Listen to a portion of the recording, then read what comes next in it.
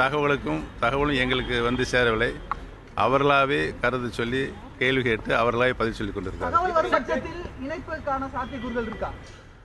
நான் ஏற்கனவே எங்களுடைய முடிவை ஏற்கனவே சொல்லிவிட்டேன். எம்பி மைத்ரேயன் சொல்லியிருக்காரு, இந்த தற்போதைய அரசு வந்து ஊழல் தலைமையிலான அரசு வந்து டெல்லியில குற்றச்சாட்டு வச்சிருக்காரு. எம்பி மைத்ரேயன் இந்த தற்போதைய அரசு ஊழல் தலைமையிலான அரசு குற்றச்சாட்டு இருக்காரு. இதை பற்றி உங்களுக்கு கருத்து? மைத்ரேயன் சொல்லியிருக்காரா? தமிழக மக்களுடைய கருத்தும் அதுவாகத்தான் இருக்கிறது.